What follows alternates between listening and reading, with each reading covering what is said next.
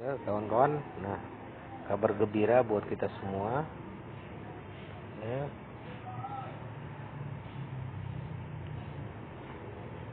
Nah, peluncuran mainnet, ya, Alpha mainnet sekarang aktif memulai periode jaringan tertutup dari fase mainnet di mana blockchain mainnet di Prewall untuk melarang konektivitas eksternal, tetapi kemungkinan transfer peer to peer dan peer to out dalam jaringan tertutup mainnet dapat dilihat di Block Explorer. Dompet Pi sekarang dapat menampilkan saldo testnet dan mainnet. Meskipun saldo semua orang di mainnet saat ini adalah nol, semakin banyak perintis yang lulus KYC merata akan dapat mentransfer saldo mereka ke mainnet. Solusi KYC akan segera hadir untuk memulai memverifikasi identitas pioner dan validator identitas orientasi. Perhatikan bahwa jaringan Pi tidak menjalankan CIO atau segala jenis penjualan, ya, crowdfunding fee. Dengan demikian, pihak manapun yang meniru Pi Network atau pendirinya untuk melakukan penjualan atau listing adalah ilegal dan palsu. Setiap penjualan Pi kepada perintis tidak sah dan tidak memiliki aplikasi. Dengan tim ITP, perintis harus waspada terhadap penipuan dan tidak berpartisipasi. Pi dapat ditambang secara bebas dengan berkontribusi pada ekosistem melalui aplikasi seluler kami. Selanjutnya, Pi yang ditambang hanya dapat diklaim dari aplikasi Pi resmi melalui dashboard mainnet dan kemudian ditransfer ke dompet Pi Anda. Setiap situs web yang meminta perintis untuk mengklaim Pi dengan cara lain adalah palsu. Nah, itulah kawan-kawan informasinya ya. Jangan mentransfer sebelum ada perintah ya, sebelum diresmikan oleh Pi ya.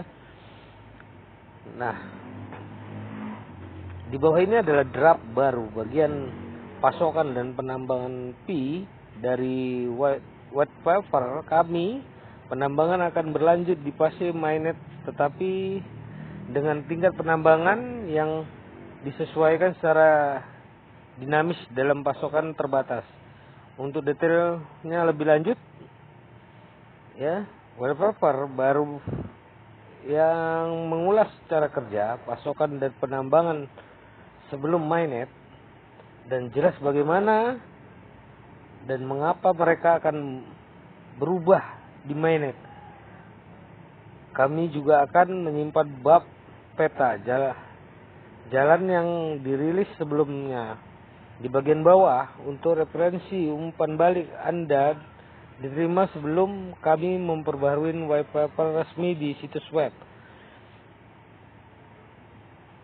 Saat Open Network dimulai, hari ini kami juga merilis pratinjau antarmuka penambang baru bagi Anda yang untuk melihat simulasi mekanisme penambangan mainnet baru dalam pengaturan hipotetis dan untuk membantu Anda mengkalibrasi pengaturan penguncian Anda. Mekanisme penambangan baru belum akan berlaku sampai lebih banyak orang yang lulus KYC dan berimigrasi ke mainnet.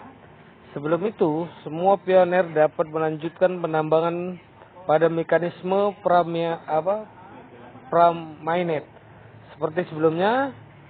Setelah simulasi dan kalibrasi selesai dan cukup banyak pioner telah berimigrasi ke mainnet, mekanisme penambangan mainnet yang baru akan berlaku dan diumumkan di layar beranda.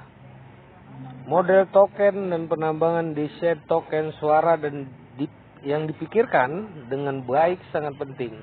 Untuk keberhasilan jaringan cryptocurrency ini memiliki potensi untuk menciptakan insentif untuk membootstrap pembentukan dan pertumbuhan jaringan, pembangunan ekosistem yang digerakkan oleh utilitas. Dengan demikian, mendukung cryptocurrency yang mendukung sistem semacam itu, apa yang didorong oleh jaringan menunjukkan banyak hal tentang apa yang dibutuhkan jaringan.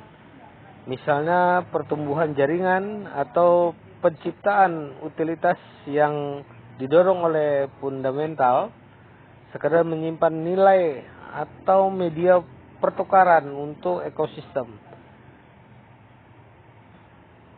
Kriptotonatik bab ini mencakup pasukan pi, bagaimana perintis dapat menambang pi dalam fase jaringan yang berbeda, dan alasan desain yang mendasari untuk mekanisme penambangan yang berbeda, termasuk untuk membangun dan mengembangkan jaringan dan untuk memberikan insentif pada utilitas dan permintaan.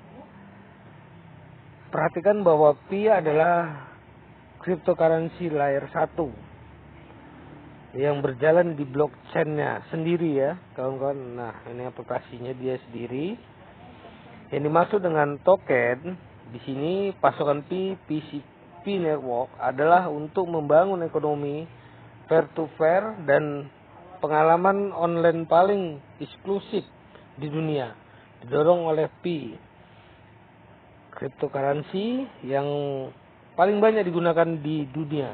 Untuk mewujudkan PC ini penting untuk pengembangan atau mengembangkan jaringan yang membuat pi dapat diakses secara luas sambil menjaga keamanan blockchain dan kelangkaan pi. Sementara tujuan ini selalu memandu model pasokan token dan desain penambang.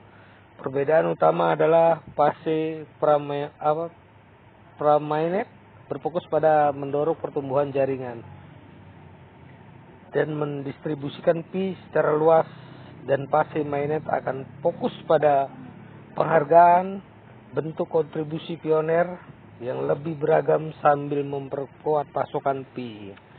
Nah, oke kawan-kawan, di situ ya kita sudah menjelaskan ya, jangan gagal fokus, tetap fokus. Untuk kita semua, salam petirnya, semangat terus, sukses ada di tangan kita semua. Oke.